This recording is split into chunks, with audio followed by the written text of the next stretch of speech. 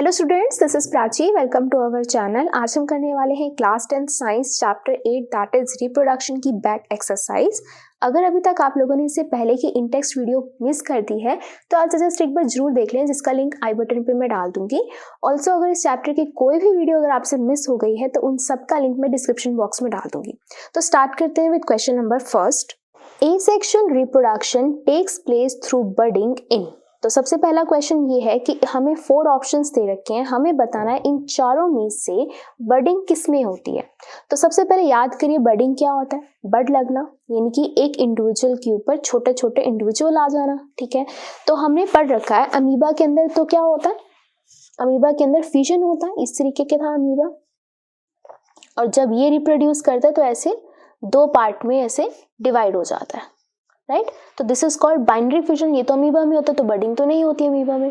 Next yeast क्या था, yeast इस तरीके से था ऐसे, फिर इसके ऊपर ऐसे छोटी बर्ड लग रही थी, फिर इसके ऊपर ऐसे छोटी और बर्ड लग रही थी, इस तरीके से बढ़ता जा रहा था वो। तो यानी कि यहाँ पर बर्ड लग रही थी। तो ईस्ट के अंदर क्या होता है, सेक्सुअल रिप्रोडक्शन का मोड होता है बडिंग। आगे अगर हम बात करें प्लाज्मोडियम की, प्लाज्मोडियम में होती है मल्टीपल फिजन, जो हमने पढ़ी थी स्टार्टिंग में इस तरीके से। इसके अंदर क्या होता है, बहुत सारी न्यूक्लियस होती हैं और एक न्यूक्ली बहुत सारी में डिवाइड हो जाती है। तो this is called multiple fission. And Leishmania again इसके अंदर भी क्या होती है, बाइनरी फिजन होती है लेशमैनिया में भी, ठीक है। तो आंसर क्या है इसका, ईस्ट, जिसके अंदर बडिंग लगती है। Next, which of the following is not a part of female reproductive system in human beings. हमें बताना है कि इन चारों में से कौन सा पार्ट नहीं है फीमेल रिप्रोडक्टिव सिस्टम का, ठीक है। तो मैं एक बार फटाफट से डायग्राम बना देती हूँ। इस तरीके से था डायग्राम। तो ये किस टाइप का डायग्राम था, यहाँ पर ये दोनों होती हैं ओवरीज, और ओवरी से जो एग्स होते हैं वो लेकर जाती हैं फैलोपियन ट्यूब्स, ठीक है। कहाँ आती हैं, यहाँ पर आते हैं, that is uterus. This is cervix and vagina, right. और यहाँ पर कौन सा पार्ट नहीं आया, that is vas deferens. Vas deferens जो होता है, this is a male reproductive part. वो क्या काम करता है, जो यहाँ पे फेलोपियन ट्यूब्स काम करती हैं। फेलोपियन ट्यूब्स यहाँ ओवरी से एग्स लेकर जाती हैं और यूट्रस में लेकर जाती हैं। वास डिफरेंस वहां पर स्पर्म्स लेकर जाते हैं टेस्टिस से आगे की तरफ। So, vas difference is male reproductive part, not female reproductive part. तो next question आता है आपके पास, the anther contains. Now, what is anther? क्या था anther? याद हो तो हमने फ्लावर के डायग्राम में पढ़ा था, तो एक बार मैं आपको फ्लावर का डायग्राम दिखाती हूँ। तो ये हमने फ्लावर की वीडियो में पढ़ा था। इसके अंदर मैंने आपको बताया था this is female reproductive part और ये होता है मेल रिप्रोडक्टिव पार्ट, ठीक है। तो मेल रिप्रोडक्टिव पार्ट का सबसे ऊपर वाला पार्ट होता है दैट इज एंथर। ये क्या कंटेन करता है, ये कंटेन करता है पोलन ग्रेन्स, यानी कि आप कह सकते हो येलो कलर का पाउडर, जो कहाँ गिरता है, स्टिग्मा में आके गिरता है, यानी कि फीमेल रिप्रोडक्टिव पार्ट में आकर गिरता है, ठीक है। तो ये होता है एंथर। अब देखते हैं इसके ऊपर क्या क्वेश्चन था। द एंथर कंटेन्स, एंथर क्या कंटेन करता है, सीपेल, पत्ते, नहीं तो ओव्यूल्स यानी कि एग, नहीं तो पिस्टल। पिस्टल क्या था, पिस्टल का मतलब था कि फीमेल रिप्रोडक्टिव पार्ट को हम पिस्टल कह रहे थे, ठीक है। तो वो भी नहीं कंटेन करता। एंथर कंटेन करता है pollen grains, yes, yellow colour का पाउडर, जो अभी मैंने आपको बताया। So option D is correct. तो चलिए करते हैं क्वेश्चन नंबर 4। तो क्वेश्चन 4 क्या कहता है, What are the advantages of sexual reproduction over asexual reproduction? ठीक है, सेक्सुअल रिप्रोडक्शन की क्या एडवांटेज है ओवर asexual reproduction? तो हमें याद है कि सेक्सुअल रिप्रोडक्शन क्या था, ये होते हैं जिसके अंदर 2 पेरेंट्स इन्वॉल्व होते हैं, एसेक्सुअल जिसके अंदर 1 पेरेंट इन्वॉल्व होता है, राइट। तो सेक्सुअल रिप्रोडक्शन जिसके अंदर 2 पेरेंट इन्वॉल्व है, राइट, जिसमें से एक मेल में से निकलेगा एक एग और फीमेल में से निकलेगा एक एग। आप एग बोल लो चाहे सेल बोलो, मेल का एक सेल, फीमेल का एक सेल, जब दोनों फ्यूज होते हैं तो एक नया इंडिविजुअल बनता है। यानी कि जो नया इंडिविजुअल बना है उसके अंदर मेल एंड फीमेल दोनों की ही अलग अलग डिफरेंट कैरेक्टरिस्टिक्स है, और डिफरेंट कैरेक्टरिस्टिक्स होने की वजह से वो और डिफरेंट दिखाई देगा, जिसको हम बोलते हैं वेरिएशन आएगी। वेरिएशन का मतलब क्या है, धीरे धीरे उसको सर्वाइवल एडवांटेज मिलेगी। सर्वाइवल एडवांटेज का मतलब क्या है कि जैसे मैंने आपको पहले भी बताया था कि 100 साल पहले के लोग इतने एडवर्स कंडीशंस में, इतने एडवर्स एटमॉस्फेयर में जिंदा नहीं रह सकते थे। ज़्यादा गर्मी तो लोगों की डेथ होना शुरू हो जाती थी, ज़्यादा सर्दी तो लोगों की डेथ होना शुरू हो जाती थी। आजकल क्या है, आजकल हम लोग बहुत ही ज़्यादा इस एनवायरनमेंट में एडजस्ट हो चुके हैं। 50 या 100 साल के बाद और एटमॉस्फेयर की कंडीशंस खराब होंगी, लेकिन तब जो जनरेशन आएगी वो उस एटमॉस्फेयर में भी जिंदा रहने की कैपेबल होगी, राइट। तो इसे हम बोलते हैं सर्वाइवल एडवांटेज। जबकि एसेक्सुअल की अगर हम बात करें, एक ही पेरेंट है, एक ही पेरेंट के कैरेक्टर अगले न्यू इंडिविजुअल में आएंगे, ठीक है। तो सिंपल सी बात है, सेम कैरेक्टर आएगा, यानी कि वो डिफरेंट नहीं होगा, वेरिएशन नहीं आएगी, तो यानी कि वो सर्वाइवल एडवांटेज उसको नहीं मिलेगी, राइट। तो इसका हम आंसर कैसे लिखेंगे? Since in sexual reproduction fusing gametes come from two distinct individuals, यानी कि सेक्सुअल रिप्रोडक्शन में क्या होता है, फ्यूजिंग गैमेट्स। फ्यूजिंग गैमेट्स का मतलब जो सेल्स दो डिफरेंट सेल्स ने फ्यूज होने, आपस में मिलना है, वो सेल्स जो है वो दो डिफरेंट पीपल से आ रहे होते हैं, ठीक है। तो ऑफस्प्रिंग यानी कि जो बच्चे होंगे वो डिफरेंट कैरेक्टर शो करेंगे, ठीक है। और ये क्या लेड करता है, ये लेड करता है वेरिएशंस को, यानी कि चेंजेस, राइट। और ये जो चेंजेस होते हैं ये क्या करते हैं, एनहेंस करते हैं चांसेस ऑफ सर्वाइवल मैंने अभी आपको समझाया। And plays important role in evolution, और ये बहुत इंपॉर्टेंट रोल प्ले करते हैं एवोल्यूशन का। एवोल्यूशन आप लोग वही टेक्नोलॉजी से समझ सकते हैं कि आज के बच्चे ज़्यादा टेक्नोलॉजी में एडवांस है, बजाय के हमारे ग्रैंड पेरेंट्स वो इतने टेक्नोलॉजी में एडवांस नहीं है। बेशक उनका दिमाग बहुत शार्प होगा, बट वो टेक्नोलॉजी में इतने अच्छे से स्मार्टफोन नहीं यूज़ कर पाते जितना आजकल के 2 साल के बच्चे कर पाते हैं। That is an example of evolution, right. In asexual reproduction क्या होता है, वेरिएशंस तो नहीं प्रोड्यूस होती हैं, ठीक है, और जिसकी वजह से एवोल्यूशन में कोई भी रोल प्ले नहीं होता। वेरिएशंस यानी कि चेंजेस क्यों नहीं आते हैं, ऑब्वियसली एक ही पेरेंट है, एक ही पेरेंट के कैरेक्टर नेक्स्ट बच्चे में आ रहे हैं, न्यू इंडिविजुअल में आ रहे हैं, राइट। तो इसलिए वेरिएशंस नहीं हो पाती हैं। नेक्स्ट क्वेश्चन आता है, what are the functions performed by testis in human beings. Human beings में टेस्टिस क्या फंक्शन परफॉर्म करती हैं? याद हो तो टेस्टिस क्या है, एक मेल रिप्रोडक्टिव ऑर्गन है जो क्या प्रोड्यूस कर रहा था, जो प्रोड्यूस कर रहा था स्पर्म प्रोड्यूस कर रहा था, राइट। याद आया?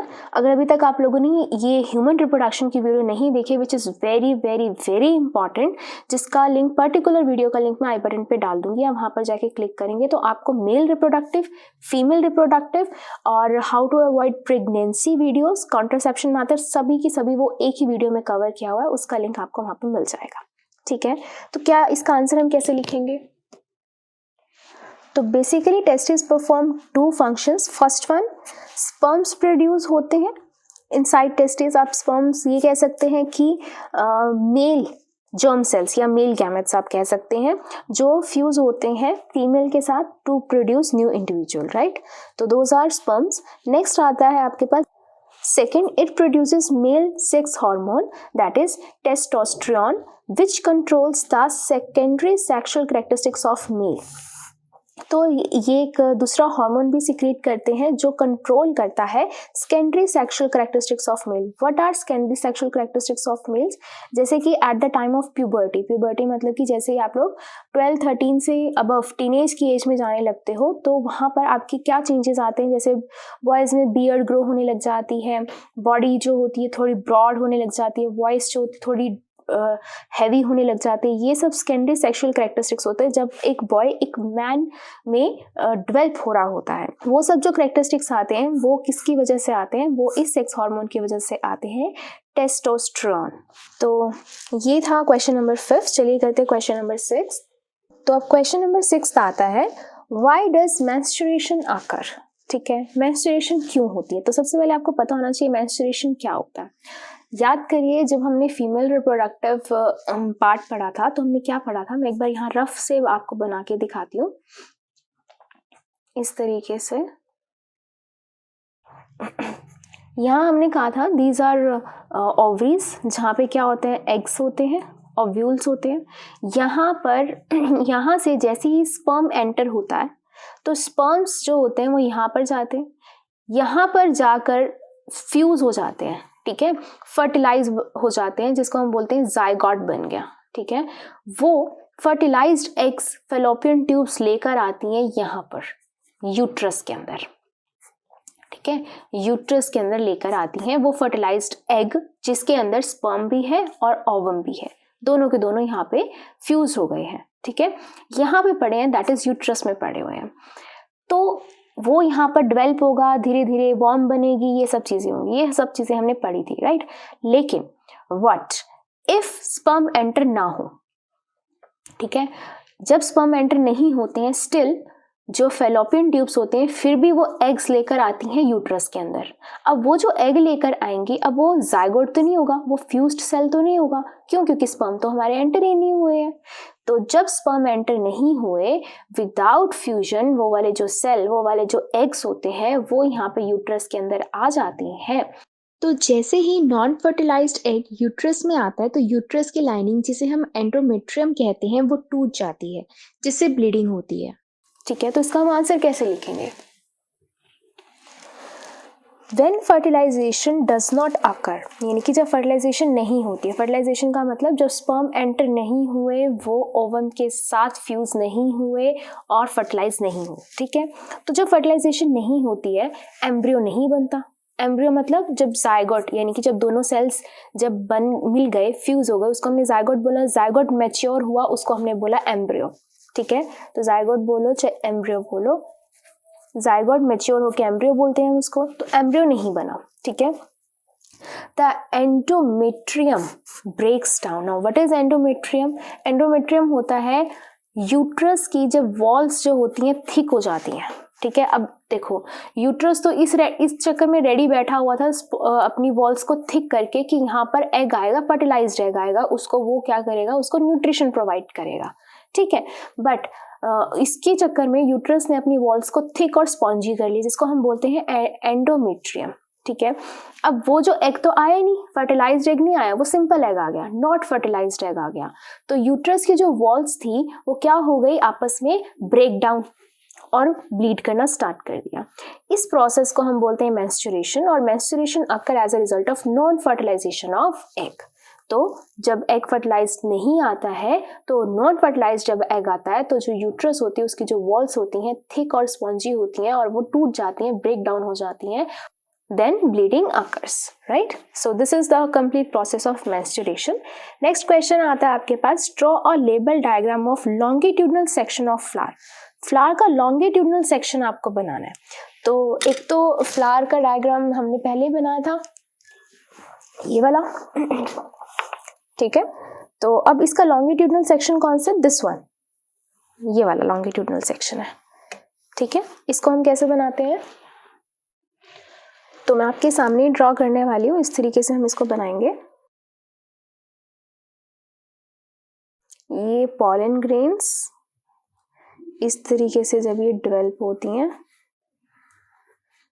अगर आपको इसकी प्रॉपर वर्किंग सीखनी है, कैसे वर्क करती हैं, तो मैंने ऑलरेडी वीडियो बनाई हुई है, वो वीडियो आप जाकर आप देख सकते हैं, फ्लावर के लॉन्गिट्यूडनल सेक्शन की और कैसे वर्किंग होती है फ्लावर की।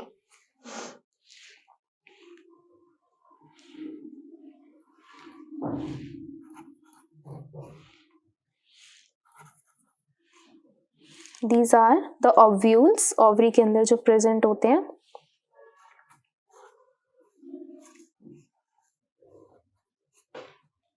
These are pollen grains जो एंटर होंगे इस तरीके से।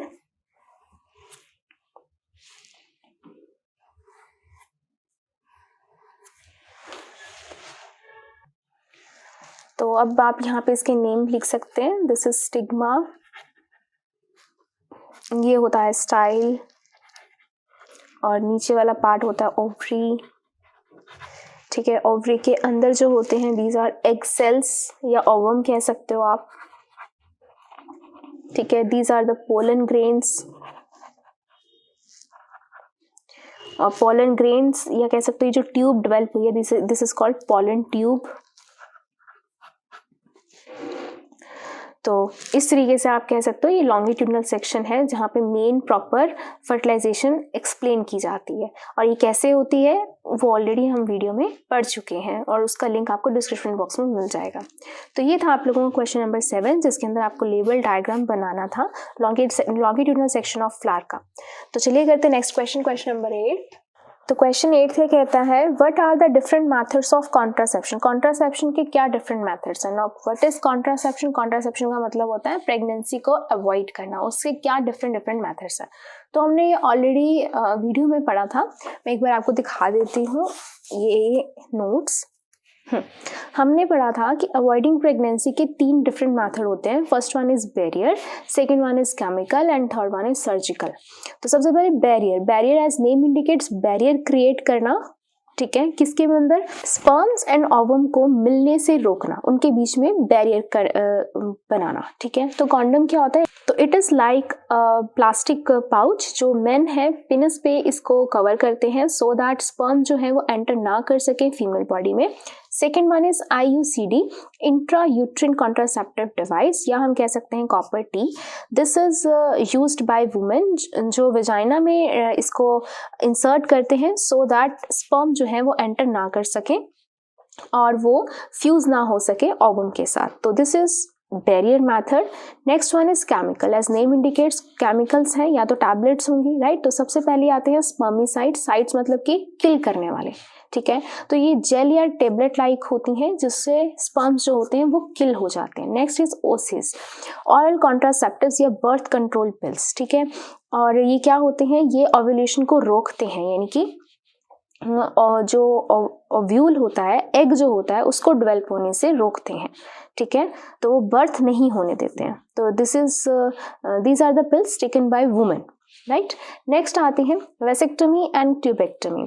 वेसेक्टमी होता है जिससे जैसे वास्ट डिफरेंस, ठीक है, वास्ट डिफरेंस लिखा है, वेसेक्टमी है। तो vast difference this is a male reproductive organ जिसके अंदर जो टेस्टिस होती हैं वहाँ से ये स्पर्म्स लेकर जाती हैं। तो अगर हम इसी ट्यूब को ही कट कर देते हैं तो स्पर्म्स तो ट्रांसफर होंगे ही नहीं, राइट। तो इस ट्यूब को कट कर देना that is called vasectomy. Similarly tubectomy क्या होता है, फेलोपियन ट्यूब को, फीमेल के अंदर फेलोपियन ट्यूब को कट कर देना। मैं आपको एक बार डायग्राम दिखा देती हूँ इसका। तो आप यहाँ पर देख सकते हैं वेसेक्टमी यानी कि वास्ट डिफरेंस को कट कर देना जो टेस्टिस से स्पर्म लेकर जाती है।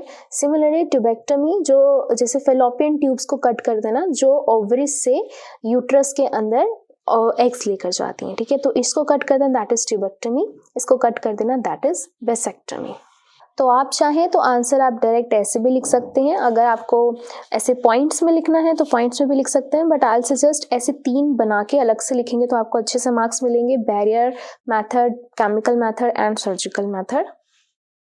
सो अगर आपको इसका स्क्रीनशॉट लेना है तो you can take screenshot from here.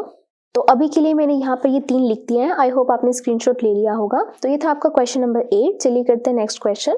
How are the modes of reproduction different in unicellular and multicellular organisms. तो रिप्रोडक्शन कैसे डिफरेंट है यूनिसेलुलर में और मल्टीसेलुलर में। यूनिसेलुलर यानी कि जिसके अंदर एक सेल होता है, मल्टीसेलुलर जिसके अंदर बहुत सारे सेल्स होते हैं, ठीक है। जिसके अंदर बहुत सारे सेल्स होते होंगे दैट मीन्स वो एक कॉम्प्लेक्स ऑर्गेनिज्म होगा।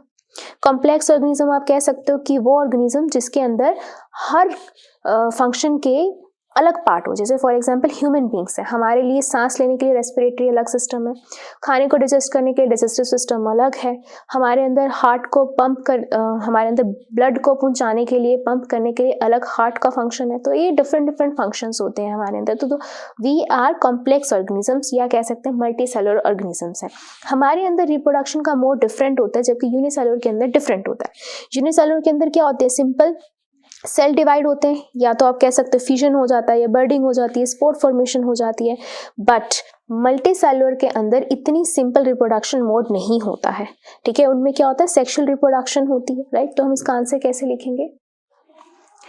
Unicellular organisms generally reproduce asexually जैसे कि fission, budding, spore formation. Being unicellular they can multiply easily by simple cell division, यानी कि वो आगे रिप्रोड्यूस हो सकते हैं सिंपल सेल डिवीजन के मेथड से। लेकिन जो मल्टीसेलुलर ऑर्गेनिजम्स होते हैं उनकी बॉडी कॉम्प्लेक्स होती है, जिसकी वजह से उन्हें special method that is sexual reproduction mode होता है इसके अंदर रिप्रोडक्शन का, राइट। तो ये था आपका क्वेश्चन नंबर 9। चलिए करते हैं क्वेश्चन नंबर 10। तो नेक्स्ट क्वेश्चन क्या कहता है, how does reproduction help in providing stability to population of the species, यानी कि वो कह रहे हैं कि रिप्रोडक्शन कैसे हेल्प करता है एक पर्टिकुलर स्पीशीज की पॉपुलेशन को स्टेबल बनाने के लिए। जैसे फॉर एग्जांपल अगर ह्यूमन बींग्स की ही हम बात करते हैं तो रिप्रोडक्शन ह्यूमन बींग्स की पॉपुलेशन को कैसे स्टेबल करता है, कम ज़्यादा कैसे नहीं होती हैं, स्टेबल रहती है ऑन एन एवरेज, ठीक है। ऐसा कैसे होता है, जैसे रिप्रोडक्शन होती है, ठीक है, कुछ सरवाइव कर जाते हैं, कुछ मर जाते हैं, राइट। फिर नेचुरली जो मर रहे होते हैं वो रिप्लेस हो जाते हैं न्यू वन से, ठीक है। अपने अगर घर में ही हम देखते हैं तो ओल्ड पीपल नेचुरली डाई होते हैं और यंग वंस जो है वो बर्थ लेते रहते हैं, ठीक है। तो जिसकी वजह से क्या होती है, स्टेबल रहती है हमारी पॉपुलेशन, ठीक है। तो इसका हम आंसर कैसे लिखेंगे, by reproduction organisms produce large number of new individuals, ठीक है। रिप्रोडक्शन से क्या होता है, ऑर्गेनिजम्स प्रोड्यूस करते हैं न्यू इंडिविजुअल्स को, which many may get perished and only some survives. उसमें क्या हो सकता है, काफ़ी सारे मर भी सकते हैं और कुछ सर्वाइव कर सकते हैं। these surviving organisms replace the naturally dying individuals of the population. ये जो सर्वाइविंग ऑर्गेनिजम्स होते हैं जो नेचुरली मर गए इंडिविजुअल्स होते हैं उनको रिप्लेस कर देते हैं। जैसे मैंने अभी आपको समझाया कि घरों में क्या होता है, ओल्ड वंस नेचुरली डाई होते हैं और न्यू वंस बर्थ लेते हैं। Hence population as whole is not affected and remain stable. इसीलिए जो पॉपुलेशन होती है वो अफेक्ट नहीं होती, कम ज़्यादा नहीं होती, वो स्टेबल रहती है, मरते रहते हैं और न्यू इंडिविजुअल्स पैदा होते रहते हैं, ठीक है। Next and last question, What could be the reason for adopting contraceptive methods? क्या रीजन हो सकते हैं कॉन्ट्रासेप्टिव मेथड्स को अडॉप्ट करने के। तो कॉन्ट्रासेप्टिव मेथड्स यानी कि प्रेगनेंसी को अवॉइड करना, ठीक है। तो प्रेगनेंसी को अवॉइड करने के क्या क्या रीजंस हो सकते हैं, तो सबसे पहले कि टू अवॉइड अनवांटेड बर्थ, ठीक है, बर्थ ना हो उसको अवॉइड करने के लिए। सेकंड क्या हो सकता है, अगर मान लीजिए पहला अगर आप हम कहते हैं कि दो बेबीज़ के बीच में एटलीस्ट 3 इयर्स का क्या होना चाहिए, डिफरेंस होना चाहिए। अगर 3 इयर्स का डिफरेंस नहीं होता है, कम डिफरेंस होता है, तो मदर की हेल्थ को इफेक्ट पड़ता है, ठीक है। तो यानी कि प्रॉपर गैप होना चाहिए, ठीक है, प्रेगनेंसीज के अंदर गैप होना चाहिए। और क्या कह सकते हैं, पॉपुलेशन कंट्रोल हो इस वजह से भी। और फैमिली में अगर कम मेंबर्स होंगे तो उनको प्रॉपर न्यूट्रिशन मिल सकेगा। तो ये मेथड, ये सारे रीजंस हो सकते हैं फॉर अडॉप्टिंग कॉन्ट्रासेप्टिव मेथड्स। तो इसको हम कैसे लिख सकते हैं, तो सबसे पहले to avoid unwanted births, to regulate proper time gap between pregnancies, जैसे मैंने अभी बताया कि 2 प्रेगनेंसीज के बीच में कम से कम 3 इयर्स का डिफरेंस होना चाहिए, अदरवाइज मदर की हेल्थ इश्यूज रहते हैं। To keep the population under control, to provide proper nutrition to members of the family में कम मेंबर्स होंगे तो सबको प्रॉपर न्यूट्रिशन और प्रॉपर केयर मिल पाएगी, राइट। तो ये था आप लोगों का last question and I hope आप लोगों को ये वीडियो अच्छी लगी होगी। Thank you, that's all for this video.